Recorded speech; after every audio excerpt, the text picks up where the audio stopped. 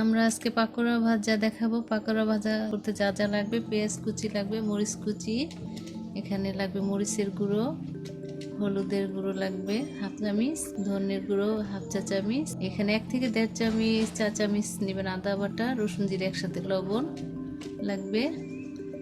এখানে আমরা পালং শাক কুচি করে নিয়েছি, দেখেন কত অনেক কুচি কুচি করে নিয়েছি, এবং লাল শাক কুচি, লাল শাকও দেখেন খুব কুচি কুচি করে নিয়েছি। একটি ডিম লাগবে, লবণ লাগবে। এখন আমরা কি করে মাখতে হয় সেটা দেখাবো। প্রথমে আমরা হাঁড়ি নিলাম, পালং শাক দিয়ে দিলাম, লাল শাক দিয়ে দিলাম,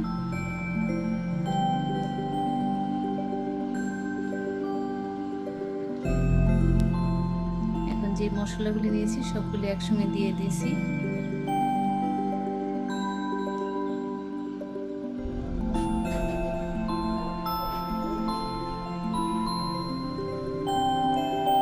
পরিমাণ মতো লবণ দিয়ে দিয়েছি।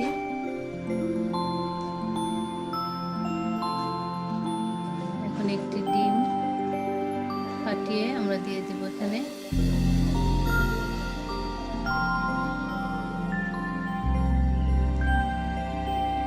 এখন আমরা ভালো করে এটা মেখে নেব। আমরা এমন ভাবে মাখবো যেটা মানে শাকটা সিদ্ধ হয়ে যায়, এরকম পরিমাণ আমরা ভালো করে মেখে নেব।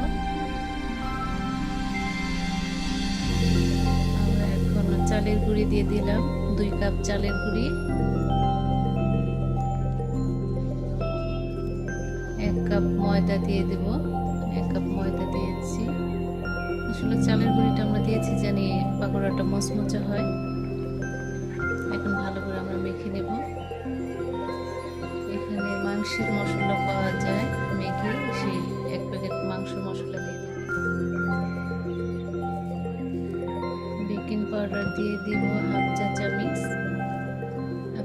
বেকিং পাউডার দিয়ে দেব। একটু পরিমাণ মতো পানি দিয়ে আবার আমরা মেখে নেব। এমনভাবে মাখবো যেটা একদম নরমও হবে না ও শক্ত হবে না, কারণ এই শাকের থেকে পানিটা ছাড়বে। এটা মেখে আমরা আধা ঘন্টা রেখে দেব। আধা ঘন্টা রাখার পরে আমরা ডুবো তেলে এটা ভাজবো।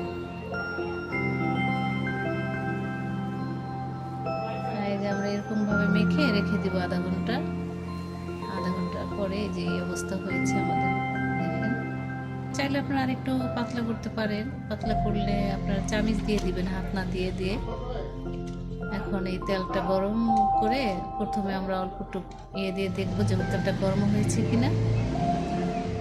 যদি দেখি তেলটা গরম হয়েছে তখন আমরা পাকোড়াটা দিয়ে দেব। গরম হয়ে আসছে, এখন আমরা পাকোড়াটা দিয়ে দেব।